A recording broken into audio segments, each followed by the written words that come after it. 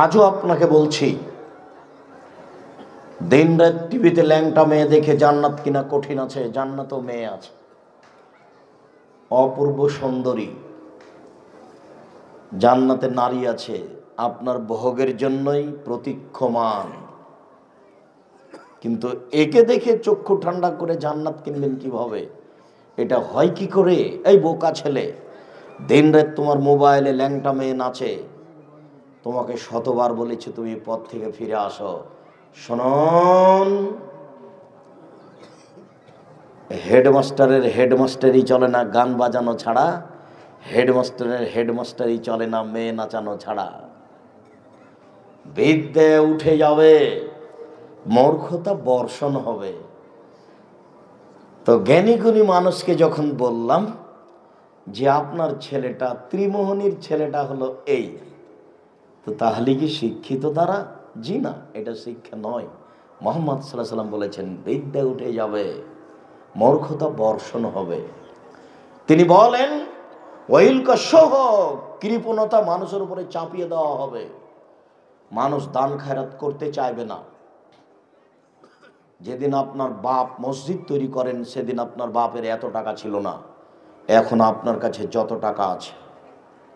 এরপরেও মসজিদ করার জন্য আপনাকে কত মানুষকে বলতে হচ্ছে, নিজের অর্থ সম্পদ সব বিলিয়ে দিয়ে একটা মসজিদ তৈরি করতে পারছেন না। মানুষের উপরে কৃপণতা চাপিয়ে দেওয়া হবে, মানুষ দান খায়রাত করবে না। মনে রাখেন একটা কথা, ইবাদতের জগতে সবচেয়ে পাওয়ারফুল ক্ষমতাধর ইবাদত হলো দান। সালাত এত ক্ষমতাশীল ইবাদত নয়, সিয়াম রোজা এত শক্তিশালী ইবাদত নয়, জিকির আজকার তাসবিহ তাহলিল এত শক্তিশালী ইবাদত নয়। দান যত শক্তিশালী ইবাদত। আল্লাহ রাসূল বলছেন না সাদকাত বুরহান, দান হলো দলিল। এই জমি আমার, প্রমাণ এই যে দলিল। এই বাড়ি আমার, প্রমাণ এই যে দলিল। বিচারের মাঠে আল্লাহকে বলবো আমি জান্নাত পাবো। আল্লাহ যদি আমাকে বলেন কেন, আমি বলবো আমার কাছে দলিল আছে। সেটা কি? দান। রাসূল সাল্লাল্লাহু আলাইহি সাল্লাম বলেন ইন্না সাদকাতা সিররে তুতফিউ গাযাবার রাব্বে, গোপনে দান করলে আল্লাহর রাগ মিটে যায়। সভাপতি সাহেবকে বললেন 50,000 টাকা থাকলো মসজিদে খরচ করবেন, মাদ্রাসায়, কাউকে জানি বলেন না। আল্লাহ আপনার উপরে অনেক রাগ করেছিলেন, এখন বলছে আচ্ছা ঠিক আছে, যাও জান্নাতে যাও। রাসূল সাল্লাল্লাহু আলাইহি সাল্লাম বলছেন ইন্না সাদকাতা তুতফিউ হারাল কবরে, দান কবরের শাস্তিকে বন্ধ করে দেয়। সভাপতি সাহেব, আমার বাপের নামে 50,000 টাকা থাকলো, একটু দোয়া করিয়েন। দেওয়ার সাথে সাথে কবরের শাস্তি বন্ধ হবে। এই কথা মুহাম্মদ সাল্লাল্লাহু আলাইহি সাল্লাম বলেছেন, আমি অনুবাদক। তিনি বলেন ইন্না সাদকাতা তুতফিউল খাতিয়াতা কামা ইতফুল মাউন নারা, পানি যেমন আগুনকে নিভিয়ে দিতে পারে, দান তেমন পাপকে মিটিয়ে দিতে পারে। শক্তিশালী ক্ষমতাধর ইবাদত হচ্ছে দান। মুহাম্মদ সাল্লাল্লাহু আলাইহি সাল্লাম বলেন মানুষের উপরে কৃপণতা চাপিয়ে দেওয়া হবে পৃথিবী ধ্বংসের লক্ষণ।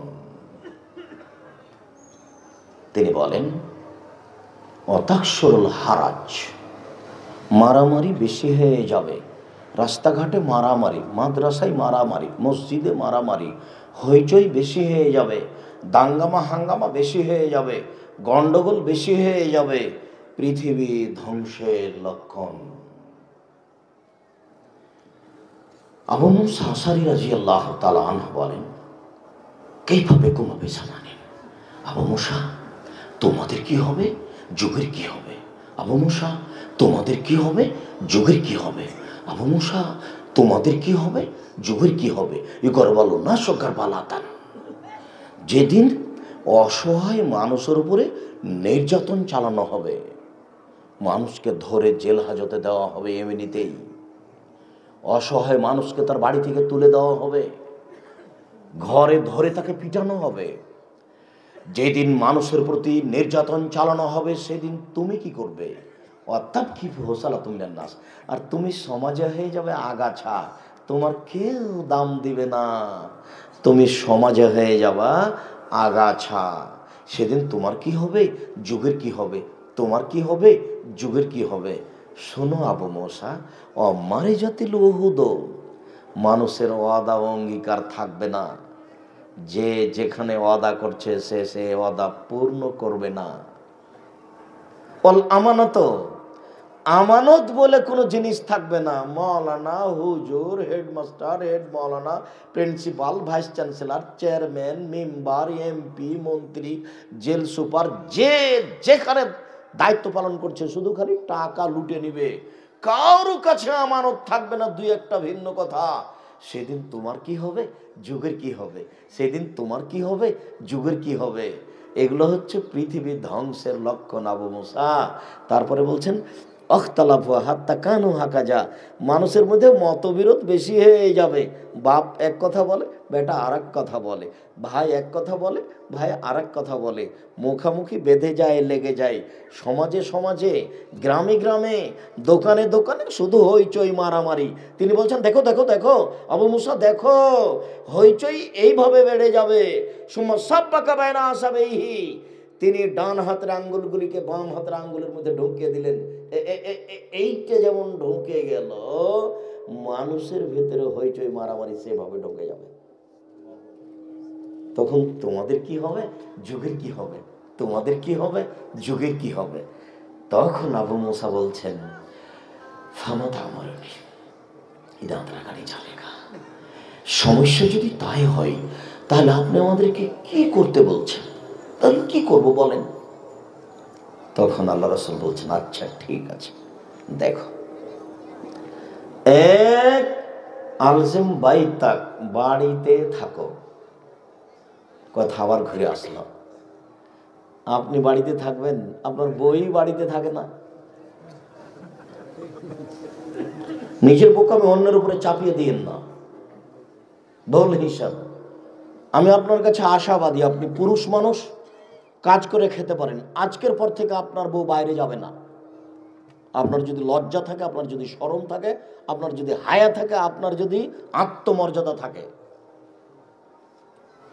আপনার যদি আত্মমর্যাদা থাকে, তাহলে আপনার বউ মাঠে যাবে না, বাইরে বাজারে যাবে না। বউ বাজারে যাবে কেন? আপনি কাপুরুষ, আপনার ছেলে বড় কি মরেছে নাকি? ও বাজারে যাবে কেন? কেন বাজারে যাবে? তুমি বাড়িতে থাকো, পরিস্থিতি খুব জটিল, বের হবে না। দুই, আলাইকা লেসানাক আমলিক লেসানাক, জিহ্বা মুখ বন্ধ করো, মুখ খুলবা না। ভালো কথা ছাড়া মুখে বলবাই না। মুখ খুব বিপজ্জনক বস্তু। রাসূল সাল্লাল্লাহু আলাইহি ওয়াসাল্লাম বলছেন সঙ্গী সাথী বলতে পারো হাল তাদরুনা মাইকুবুন নাসান নারা, মানুষকে পিছন দিক থেকে ধাক্কা মেরে জাহান্নামে নিক্ষেপ করে কি, তা কি বলতে পারো? সঙ্গী সাথী বলতে পারো মানুষকে পিছন দিক থেকে ধাক্কা মেরে জাহান্নামে নিক্ষেপ করে কি, তা কি বলতে পারো? সঙ্গী সাথী বলতে পারো মানুষকে পিছন দিক থেকে ধাক্কা মেরে জাহান্নামে নিক্ষেপ করে কি? এই কথা বলতে বলতে ফাঁকা জ্বালেছে না, জিহ্বাটা ধরে নিয়ে বলছেন এ দেখো, জিহ্বা মানুষকে পিছন দিক থেকে ধাক্কা মেরে জাহান্নামে নিক্ষেপ করে। মুখ বন্ধ করো, বিপদ থেকে বাঁচে যাওয়া।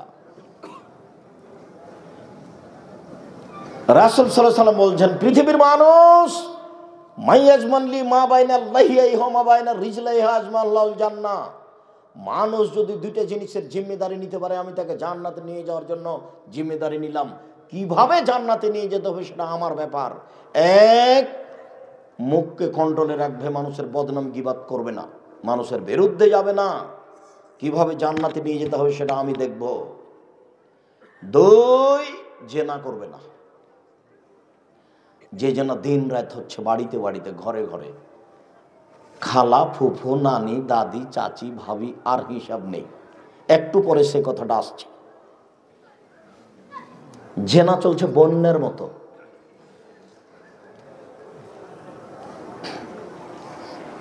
মুখ কন্ট্রোল করো, জান্নাতে নিয়ে যাব। দুই, জেনা করো না, জান্নাতে নিয়ে যাব। তোমাদের কি হবে, যুগের কি হবে, তোমাদের কি হবে, যুগের কি হবে। তাহলে বলেন কি করব? তাহলে মুখ বন্ধ রাখো, বিপদ থেকে বেঁচে যাবা। আবার একটু কথা শোনেন তো। একদিন সাওবান বলছেন, আল্লাহর নবী, আমি যদি জানতে পারতাম কোনটা দামি সম্পদ তাহলে সঞ্চয় করে রাখতাম, যার জাকাত লাগে না। আমি যদি জানতে পারতাম কোনটা দামি সম্পদ, সঞ্চয় করে রাখলে জাকাত লাগে না, সঞ্চয় করে রাখতাম। এই বাচ্চা, বসো।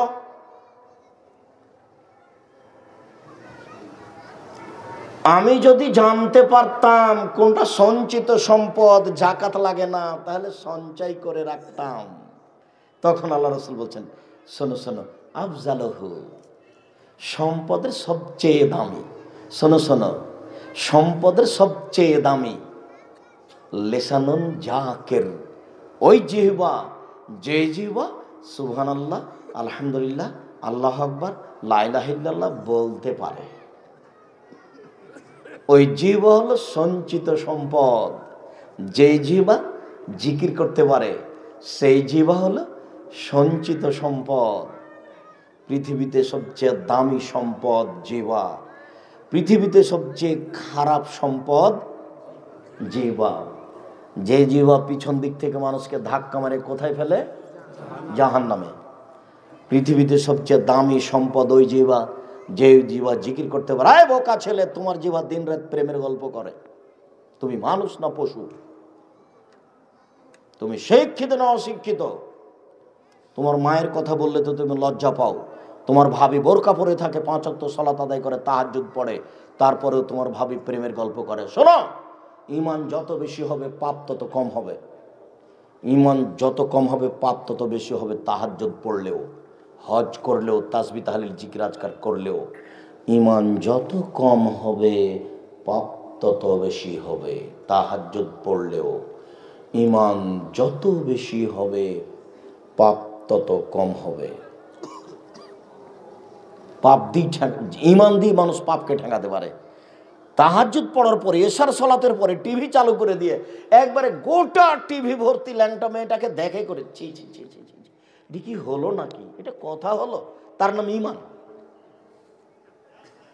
ছি, তোমরা এখানে কিভাবে থাকো? যাও, তোমাদের টিভি হচ্ছে লাথি দিয়ে আমি ভেঙে দিই। এর নাম ঈমান। আপনি ওইভাবে বসে আছেন, চলছে, আরো আপনাকে ভালো লাগছে। জি, ওটা তো মনের চাহিদা। ল্যাংটা বেটি ছেলেকে দেখতে ভালো লাগে, ওটা তো শয়তান চালাচ্ছে। তার মানে ঈমান কাজ করে না, ঈমান গেছে। আপনি একজন মুরব্বী মানুষ, তাহাজ্জুদ পড়েন, তারপরে আপনার এগুলো কি করে সম্ভব হয়? তার মানে ঈমান কাজ করে না।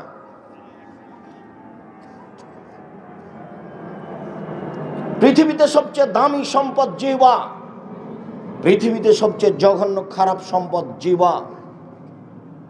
2, মুখ বন্ধ রাখো, বিপদ থেকে বেঁচে যাওয়া। 3, খুজমা তারিফ, যেটা ভালো সেইটা নিবা। 4, দামাত উনকেরো, যেটা খারাপ সেটা ছেড়ে দিবা। 5, খোঁজ নাফসাকাল খাসা, শুধু নিজেকে বাঁচাও। 6, অতরক আমরা লাম্মা, জনগণের কাছে যাবা না। 2 জন যেখানে বসে আছে সেখানে যাবা না, বিপদ হবেই।